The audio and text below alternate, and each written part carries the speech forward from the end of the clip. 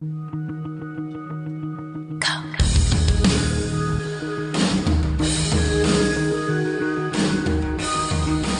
and good afternoon. Welcome to Tampa Home Talk. I'm your host, Katrina Madewell.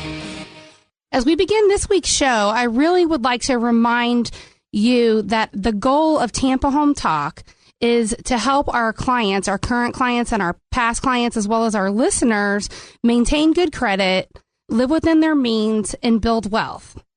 Today, we have two best-selling authors on our show, and both are very generous people. They care about others first, just like me. So I'm really excited to bring them and all of their valuable information to us. Now, since the month of November has passed, I really wanted to invite back into the studio my friend Michael Maher, which is also the best-selling author of 7L, or 7 Levels of Communication, just to do a recap on the show before, where Michael shared his passion regarding note writing in the influential zone, as well as his launch of Notemember.com. And this is an organization where basically he donated $1 for every handwritten note that was logged in to Notemember.com and Notes for Codes. So, Michael, now that November's complete and your Notemember project, I would imagine at least is done at this point, where did you land on the whole project? How'd you do? First of all, I have to say, I have to say thank you so much for having me on. And Notemember was a whirlwind. It was little did I know what a simple idea to get my team motivated would turn into. And so 2 weeks before November, it was one of those where it's like, well, we should give thanks and we should write notes to do this, and we're going to commit to 30 notes in 30 days. And it spread like wildfire thanks to radio shows and people such as yourself. And in 2 weeks, I basically had to put up a fully functioning website with a message board and develop what I think is the first handwritten note tracker that has ever been designed. So we designed Note Tracker so that people could track how many notes that they wrote in Notemember. And what's interesting, the first thing here, just like a lesson that I learned, was putting that website together was pretty amazing. I'm 44 years old, and it seems like as we go through the 20s, 30s, and 40s, the all-nighters seem to go to zero, right? We tend to have less all-nighters or pull less all-nighters. And I pulled 3 all-nighters and worked very much, into 2 a.m., 3 a.m., and it really got me to thinking is that, it wasn't necessarily the all-nighter or pulling the all-nighters, and I'm certainly not suggesting that the listeners pull all-nighters every day of the week. But the real thing is what are you so passionate about that you would pull an all-nighter to accomplish it? And I think as we develop and as we get older, is that we chalk it up to maturity that we don't pull all-nighters. But I think the flip side of it is what do we have so much passion for that we would pull an all-nighter? And in my case, it's being a vehicle for big things that are generous. Do you know how many notes were actually written? Did you get a final tally on that, Michael? Yes, so over 500 people participated in the end, wow. And we ended up writing 2,322 notes. Oh, my gosh. That's awesome. 2,322 notes, and so we are writing, and you said that I was donating $1. I did get help from Top of Mind, which is a customer relationship management company, Top of Mind, and Mark Green donated $1,000. And so we're writing a check for $2,322 to Notes for Coats, and we love it. I mean, they're going to be able to buy a lot of coats and a lot of a lot of winter gear for the homeless, and it was just a huge win-win-win. And I think the biggest thing that was biggest aha or the best thing was the recipients of these handwritten notes responding to the note writers. The note writers knew that they should write notes. Now they finally did them. And then what happened is the recipients were like, "You made my day. I was having a really bad day. I opened your note, and you totally made my day. I was really depressed from losing my husband last year, and this was going to be my first holiday season without him. And I got your note, and it totally warmed my heart. And for some reason, I just knew it was going to be okay." That's the impact of a handwritten note. And so we found that we sent out this huge wave of appreciation to the world, and it was reciprocated. The wave that came back was 10 times taller than the wave we sent out. Well, I know you sure influenced and really pushed me to get those extra notes out that a lot of times maybe I thought about writing, but I didn't actually get out. And what I realized at the end of the 30 days, Michael, is that I still have some room for improvement. So I want to thank you for giving myself a heightened awareness about that as well. So do you think you'll do this again next November, next year? Oh, I'm so excited. Yeah, can you imagine? We had 2 weeks to prepare for Notemember this year. In fact, I'm holding, this week is our Certified Referral Coach Advance, which we call CIRCA, C-R-C-A. And CIRCA 2013, one of the action items for opportunities for 2014 is what are we going to do for Notemember 2014, and I am so excited about the potential of that going into next year. And everybody that participated, over 500 people, said that, listen, we hope, number one, that you do this again next year.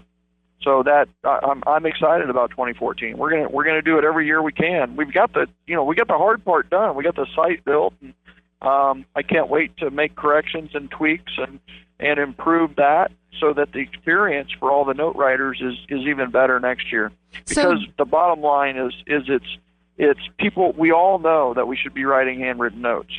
It's now we have this way to track it, and this it's like motivation to do what we know that we should be doing. And it's exciting. I'm looking forward to 2014. It's funny. I have Darren Mish in the studio with me today, and the way walking back here, he was saying, we were in this like information overload society, and it's almost pushed us back to the basics. We really should be writing those handwritten notes and all of those type of things that really are so important. So, Michael, can you share what's one of your best stories and your best things that you heard from some of the notes that were written? Do you see those since they were logged? Yeah, just imagine 500 to 600 of these emails. And I have to tell you, the one that I shared was one of the powers. It is a lady who had lost her husband last year. And the holiday season can, when you're missing a loved one, can be really impactful. I mean, honestly, I don't want to dramatize this too much, but right. But literally that's why the number one month for suicides is December, right? And why is that? Well, the weather's changing, the barometer's changing, and that there is that thought of I have no one to spend the holidays with, or the person that made the holidays really worthwhile isn't here anymore, right? And think about the impact of that little $2 handwritten note on the lady who received it and knew somebody cared enough to send her a handwritten note. It's very impactful. I'd love to see people continue this on into December and going forward. And I know, Michael, that's part of your passion, and that I really appreciate you coming in advance of November and just sharing with your passion and your love of writing notes and just pushing the charitable cause and an organization behind it. One last note I want to leave real quick, because I know that you're off to another meeting, but I saw that you could pick up your 7L book on Kindle or on Amazon for about $3. Is that still going on? You know what it is, and I don't know why Amazon did this or not. In fact, we're probably going to hit number one on Kindle today or tomorrow, and God bless Amazon for doing this. But yeah, on Amazon, if you go to Amazon.com and look for the 7 levels of communication, if you go to the Kindle, you can actually buy it right now this week for $3.03. Michael, hold that thought. We're going to take a quick break. We'll be right back. Welcome back to Tampa Home Talk. I'm your host, Katrina Madewell. We have Michael Maher joining us today via phone, doing a little recap on his Notemember and Notes for Coats. Amazing the amount of money that you raised from such a simple idea. And we were discussing how you can get his book, The 7 Levels of Communication, or 7L, for $3 through Amazon on Kindle right now. Yeah, it's fantastic that Amazon did this. It's normally $8 or $9, and $3.03 is I guarantee the value. If you don't get $3.03, I'll give you every single penny of that back. And the last thing that I just wanted to make as a final note is you were talking about the information overload that we're suffering from, and I have to say that Notemember fits perfectly into the philosophy that I have, is that we've gone from the Industrial Revolution to the information age to there is an age that is coming right now that I call the influential age. And the influential age is not about the information. It's about helping people make decisions based on the information that's out there, the synergizing of information to the point where you have influence and influencing others.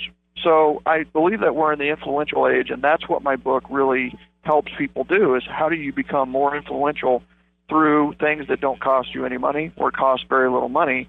And a handwritten note is a symbol of the influential age, and it's so true about the conversation that you were having earlier. Well, thank you so much. I've read your book, Michael, and I would have to agree that I would be inclined to match that as well, because there's definitely way more than $3 in value in your book. So I'm glad to see that Amazon promoting it as well. So you'll see where I'll push that out on my Facebook page and Twitter as well at Tampa Home Talk. And I thank you very much for joining us again today. And I would love to have you on anytime you have anything special. Let me know. We'll have you in for a few minutes just to share what you're doing on. If you're not already following Michael Maher, I would encourage you to do so. Thank you again, Michael.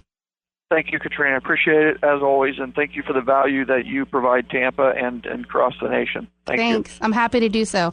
So you're listening to Tampa Home Talk, and we have another best-selling author, Darren T. Mish, of the Law Offices of Darren T. Mish in Tampa, and he's ready to share with you this morning the 7 secrets that the IRS does not want you to know.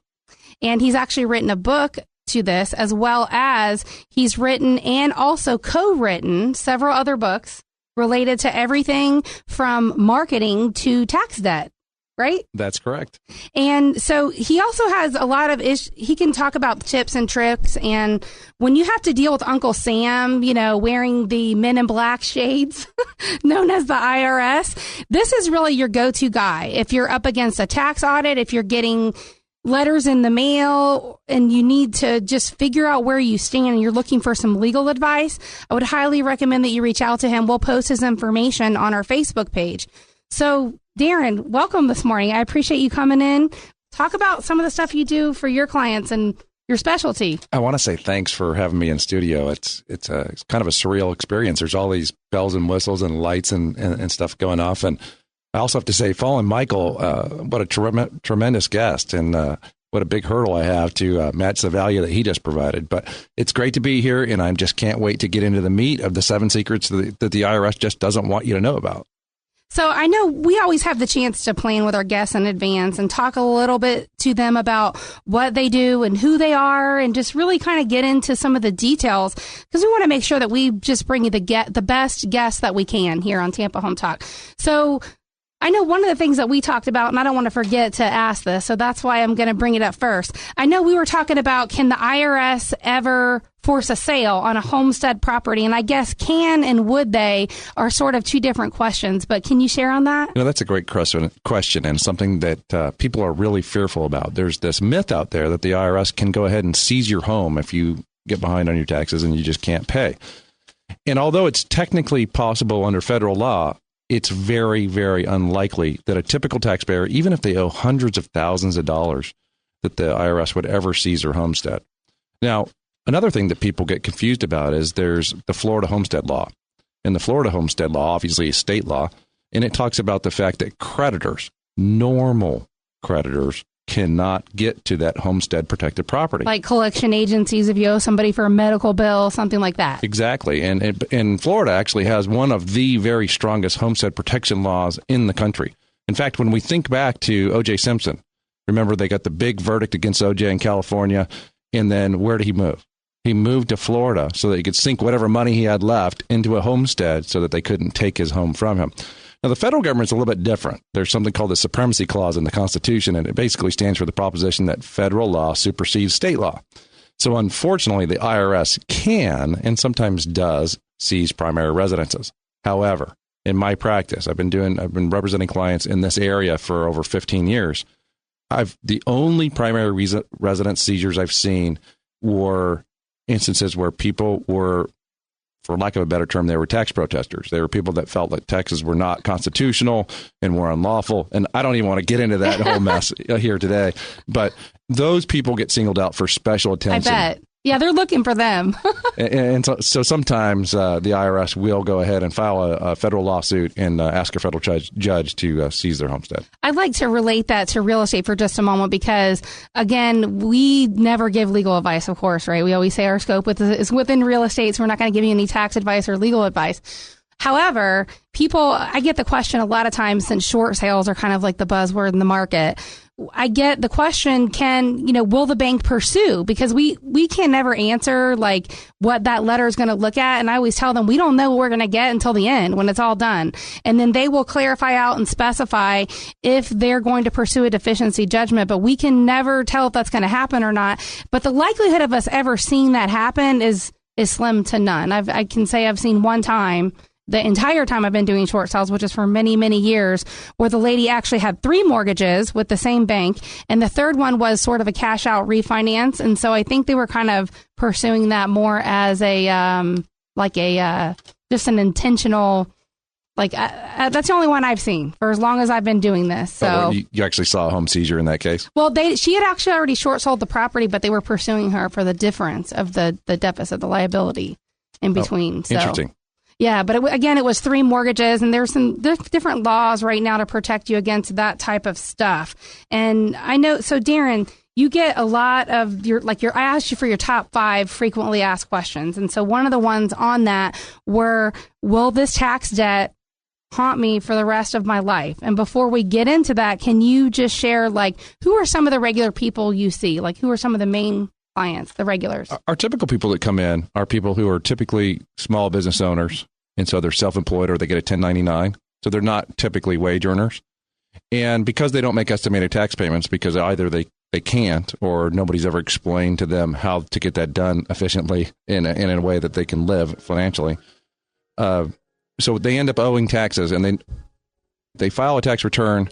They know there's going to be a big balance due. And so sometimes they don't actually file the return. They prepare it and they put it off. And before you know it, it's been 5 years, 10 years, and it's just a big hurdle, and they emotionally and mentally can't handle it.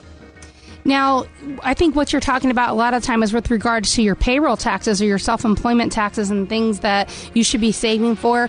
We're going to talk a little bit on tax planning in just a moment. We're going to go into some of those details on how you can avoid having the tax debt that will haunt you for the rest of your life. But in just a moment, when we come back from Tampa Home Talk, Darren is going to share if and how and why that tax debt may or may not haunt you for the rest of your life. So whether it's you or someone you know, stick around, and in just a moment, we're going to tell you all about that.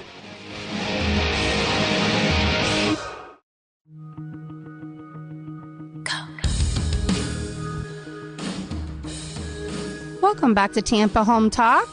In studio, we have Darren T. Mish from the Law Office of Darren Mish.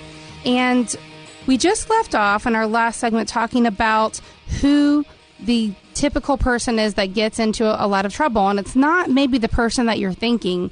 A lot of times it's just a self-employed person that maybe got into trouble, had a surprise when they finally got their tax return prepared, and now they're just not sure where to begin because they either owe a lot of money or they didn't make payroll taxes or something like that. So the one piece of advice I would like to give to the person listening right now would be from experience. And when I say this, I mean, basically, you want to make sure that you have really good tax advice and you have a really good tax plan starting off, because if you don't, it can get you into a lot of trouble, right? Absolutely. Planning solves a lot of headaches down the road. So most of the stuff you're seeing are people just not filing, or is it people that actually owe money, or like what's a lot of your atypical clients? It's an interesting stat that 10% of the population doesn't bother to file a tax return. And when you think about that, that's really a staggering figure. That's part of the big tax gap that we hear about all the time in the media, that there's this huge difference between the amount of tax that should be paid and the amount of tax that actually is collected.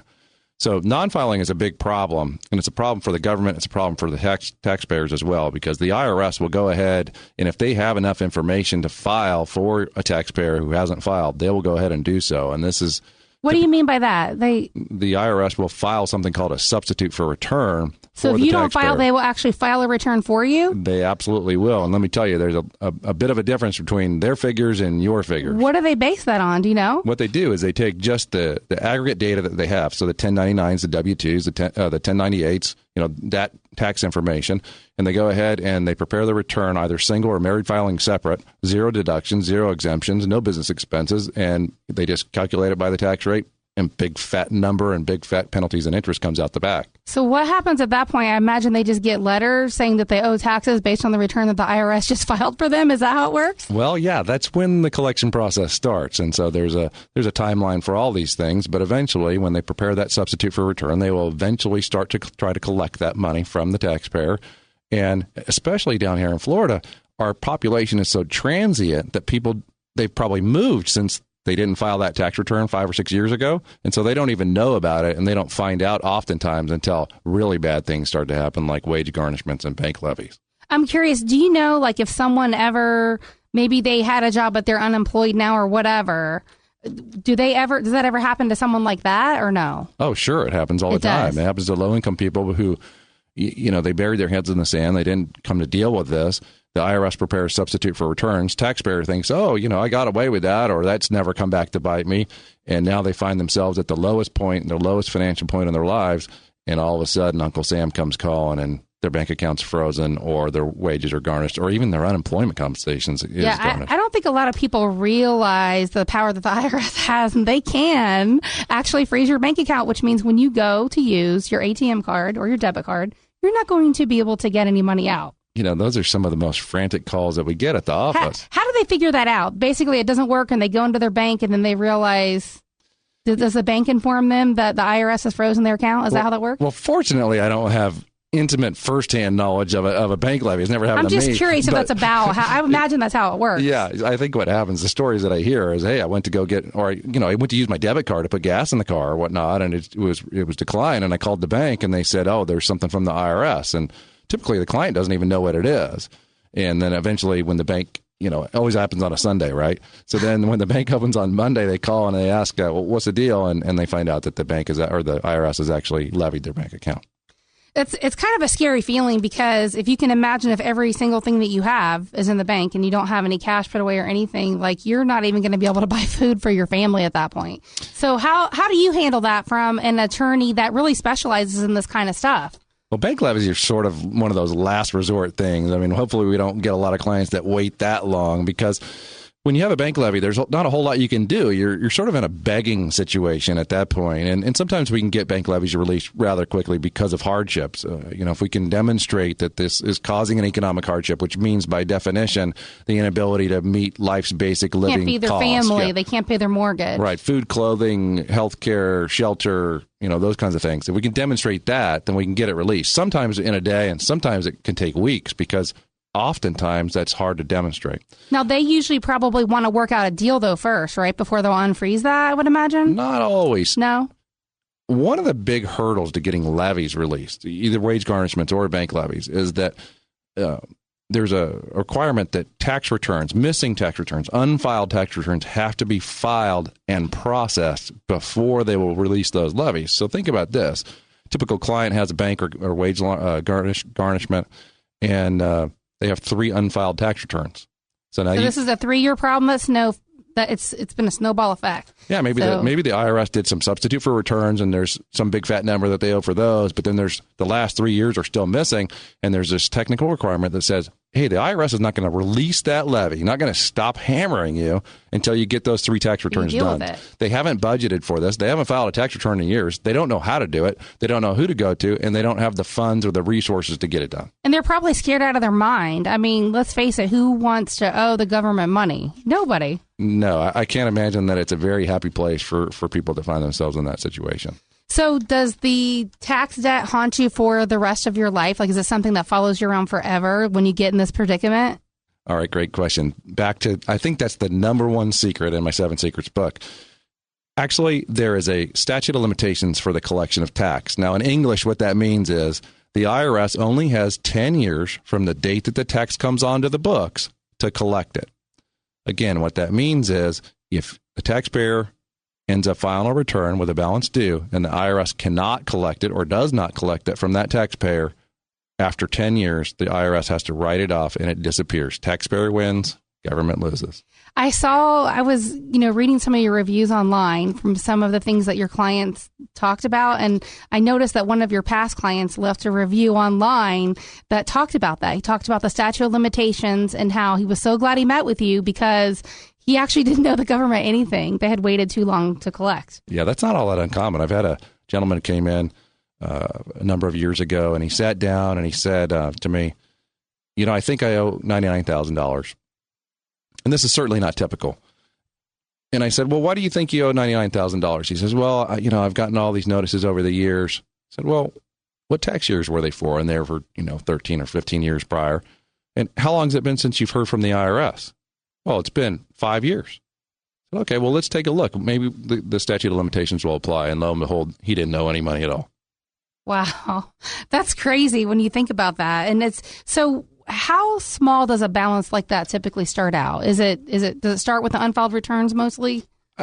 Yeah, that's one way that the interest and penalties just balloon out of control is the substitute for return process, because they're not giving you your legitimate deductions and exemptions. They're just calculating tax basically on a gross figure. So that's one way that they grow very large.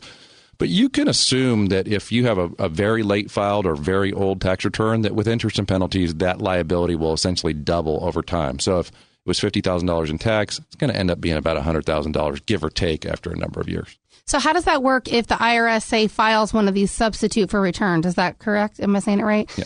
If they file the substitute for returns, how does that work as far as from the taxpayer standpoint? What if they say, you know what, fine, I'm going to deal with this. I'm going to go ahead and just put together my bank statements and all this stuff, and I'm going to see a tax person and create a tax return. Then can they actually file their own return? Yeah, there is a process that we go through to produce that legitimate return to the government. And in many cases, we're able to get them to reduce the tax penalties and interest to the proper figure. Some of these things, I know that I've, over the years have talked to different clients and that type of stuff. And I know that some of these can start out as small as a couple $1,000s or $5,000. And what's one of your horror stories? What have you seen a $5,000 tax bill turn into at the end? Oh, well, certainly I have stories or examples of people who legitimately owed $5,000 at the end of the day, but they went ahead and filed or the IRS, the taxpayer didn't file. The IRS prepared a substitute for return, and then 9 years passed. And so the tax bill at that point is $300,000, and ultimately they only owed $5,000. One guy comes to mind. He's a truck driver, an independent owner operator. Right. Yeah. And so they have tremendous fuel expense. They get paid a lot gross because the fuel is such a huge portion of their total expense. Mm-hmm. So they might bring in $300,000 in total revenue, but what they get to keep might only be $40,000. And those guys work really, really hard. They do. And so if they don't get around to preparing a tax return, which is totally understandable considering they live on the road. They live, they sleep, they eat in a truck. Right. It's totally understandable how they missed a tax return. If the IRS prepares a substitute for return, they're going to calculate that tax on that gross figure, on that $300,000. When in fact, maybe that gentleman was going to get a tax refund or very little. So at this point, he can meet with you and you're going to try to wash that or break it even or do as as best you can with what you have to work with at that point. One of the things we're able to do is we can obtain from the IRS records that actually benefit the taxpayer. So we can get transcript information from the government so we can tell exactly what's going on. And we could also obtain transcript information that tells us what W-2s and 1099s and those other tax preparation documents that we all use in April. Well, the tax transcripts, meaning whatever their employer has sent to the IRS that they filed on their behalf.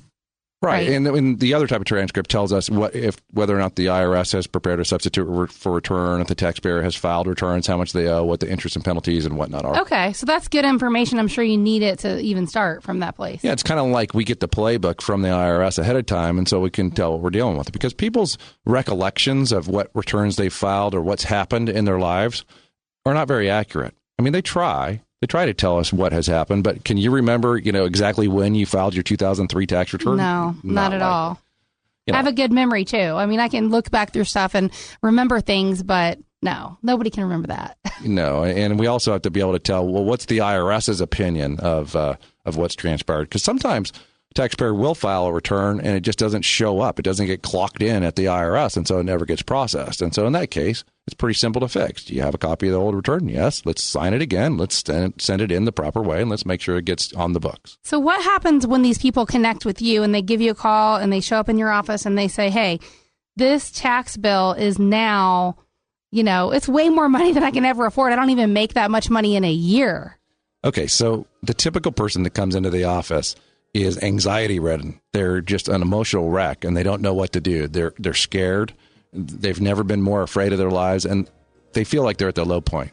And my favorite part about my job is I get to help people legitimately. I can transform them by information that I know and experience that I have. I can oftentimes transform them physically and emotionally right there in the office with a consult. They just need to know the information that they don't know. There's a lot of information that they don't know that they don't know. Well, you're listening to Tampa Home Talk, and we have Darren Mish in studio today, and he's going to continue that thought when we come back in just a moment. He's also going to tell you about bankruptcy and how it may or may not be able to help you solve your IRS tax problems. Stick around. We'll tell you about that in just a minute.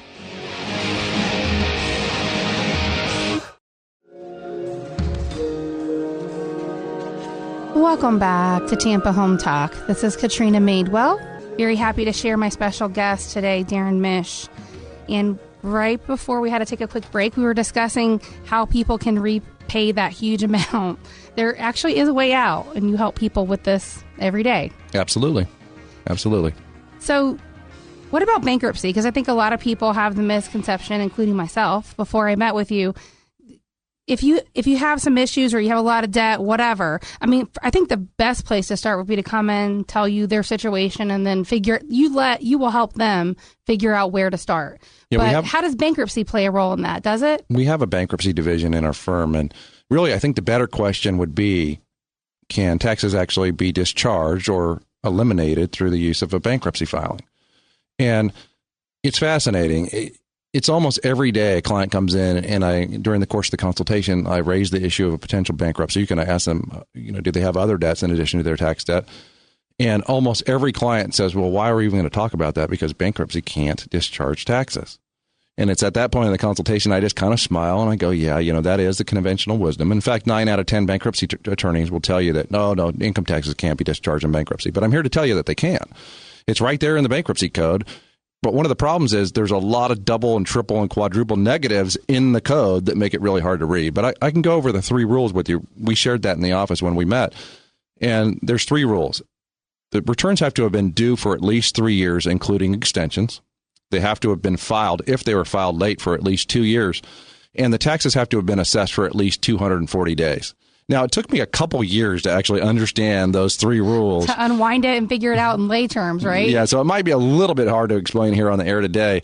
But in general, and this is not specific legal advice for any particular person, but in general, if you filed your returns roughly on time, and when I say roughly on time, I mean within a year or 2 of when they were due, and they're 3 years old and they've been filed for at least 2 years, then there's a pretty good likelihood that those income taxes, those 1040 taxes, not payroll taxes, but those 1040 taxes might be dischargeable in a Chapter 7 or Chapter 13 bankruptcy. I think to me, that was amazing information. I love doing these shows because I learned something on every single show that I do. And like you said, 9 out of 10 people come in, they don't think that taxes that they owe or can be discharged in a bankruptcy. I mean, who would have thought? That was actually 10 out of 10 taxpayers don't 10. know, and 9 out of 10 bankruptcy attorneys don't know. So it's really sort of secret information. Scary. That is really scary. It is, and it's because it's hyper technical. It's a very niche sort of practice. But when I'm talking to that client that, remember, is anxiety ridden and freaked out and probably has other financial problems in addition to their taxes, one of the things we want to know about is, do you have a lot of other debt? Do you have a lot of consumer debt? Are you behind on your house payments? I mean, that's where we're at today. And if I can solve the problem, or if the taxpayer, the client, can solve the problem with the filing of a bankruptcy and it zips up their IRS tax debt and their other debt problems, well, that's a happy day for me, even though, honestly, the fees are about half what they are for a typical tax representation client. And I would love to work with you and your firm a little bit more to help these people create a plan and kind of get back on track. Because you and I talk that people don't save. They don't know how to manage their money. They overspend. Again, that's one of the goals of our show. But will you share with me, and I know you told me, but I want you to share with my listener, why do you do what you do? Because your area of law is so specialized. Sure, no problem. It's sort of interesting. I got out of law school in 1993, and I opened my own practice in 1996. So it's not all that much longer. And when you're in law school, they don't teach you anything about running a business. There's absolutely zero training. And I'm not sure there's any of this training in business school either about how to make payroll, how to pay payroll taxes, and how to make sure that you make your estimated taxes and whatnot. And the way I ended up an IRS problem resolution attorney is because I actually had an IRS problem myself. I didn't just have one IRS problem. I had two. I ended up I owed income taxes because I didn't know how to make estimated tax payments. And if I did know, I didn't want to know about making estimated tax payments. And the second problem I had is after I hired staff, I didn't do my payroll taxes know how to manage appropriately. That stuff. I had no earthly idea what I was supposed to be doing here. And I think that's really common. Going back to Michael Gerber's book, The E-Myth, where we talk about the E-Myth. Where we talk about, the good baker goes and opens a bakery because he thinks that, a good baker should, it's all about baking. And it's really not. It's all about running a business. And that was one of those things that I didn't have any experience with at all when I was a 28-year-old kid opening up my own practice. I was just happy I had cash in my pocket, to be honest with you. And so I went out and I was looking for help on, okay, so how do I solve these two problems that I have, my personal income tax problem and my payroll tax problem, and I couldn't find any help. And that was kind of a scary place. There wasn't anybody that I could turn to that could explain what I needed to do. And so being kind of broke myself and young and resourceful, I knew how to read. So I went ahead and I read up on it, and then I solved my own tax problems, quite frankly. And that was the epiphany that I had that, hey, there's a niche here that people really need this, because I didn't know all that much money. And I can tell you, I was scared to death. And I was actually a criminal defense trial lawyer at that time. And I felt like I was pretty bulletproof and pretty confident. Not at that time. Not when the IRS comes and they're talking about levying your paycheck and putting liens and whatnot and ruining your credit. It's a pretty scary place to be. I can relate to this, Darren, because I've been in this industry since I was 18 years old. I started on the mortgage side. At 23 years old, I opened my own mortgage company. And I opened it with a partner at the time, which was a family member, and it ended up bad. But long story short is we got some very bad tax advice. I mean, just starting from go as far as what type of corporation to open and how, what we were paying ourselves on payroll. You don't know what you don't know until after you realize you didn't know it. Mm-hmm. But the long story short is I was pregnant with our first child, 25 years old, had an office, mortgage office, was doing good, kind of like you at that time. And here I am pregnant, out to here, I don't know, it's probably 7 or 8 months pregnant. And I get an IRS officer that comes to my door at my office, literally came in. And apparently there were notices and all that stuff. The bookkeeper was ran off, whatever. At that time, I owed $20,000 in payroll taxes to the IRS, which is the worst kind of tax you can owe, right? Absolutely. And not dischargeable in bankruptcy ever. I was 25. I was scared out of my mind. I was pregnant, and I didn't know you at the time, but man, I wish I did. And I got to tell you, I think God was looking out for me that day, because here I was, this pregnant woman. I had a lady that was an IRS auditor, and she worked with me to get that, get payments under wraps and really just kind of figure that out. And I was just glad it worked out the way it did. But it was a learning experience for me. I learned a lot from that. Those folks that come out to your house or place of business are actually called revenue officers, not auditors. And revenue officers' job is to get the money. And I have nothing negative to say about revenue officers. I mean, everybody's got a job and they have a job to do. But in my opinion, revenue officers aren't really problem solvers. They're just there to get the money for the government. They're not going to figure out how you're going to get the money. They're just going to get the money. And if that means they're going to take it out of your bank account or your retirement account. She explained this to me very clearly. She let me know that she would be more than happy to seize my bank account and my partner's, which at the time didn't care. And I just couldn't live like that. So let's think about this situation. The federal government has this very experienced person who's there to get the money, and you as a taxpayer are completely defenseless, have no idea how any of this works, have no idea what the government can or can't do to you. I think that's a scary place.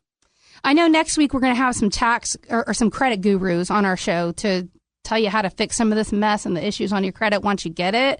And they'll tell you how to work on some of that older debt, like collections and that type of stuff. You're listening to Tampa Home Talk, and we're always here to give you credit tips and things that you can't live without. I want to bring you value every single week, and I love to end our show on a joke here at Tampa Home Talk. And I like to make it relevant to the show. Golf is a lot like taxes. You drive hard to get to the green, then you wind up in the hole. Thanks for listening to Tampa Home Talk. We'll be here next Saturday to talk to you more about credit and things on your credit you can fix, and we'll tell you how to get your credit score 20 to 50 points higher right away from some simple tips and tricks. If you missed any part of today's show, please check it out on our podcast or on our website at tampahometalk.com. Thank you so much for chiming in with us today, and we are out.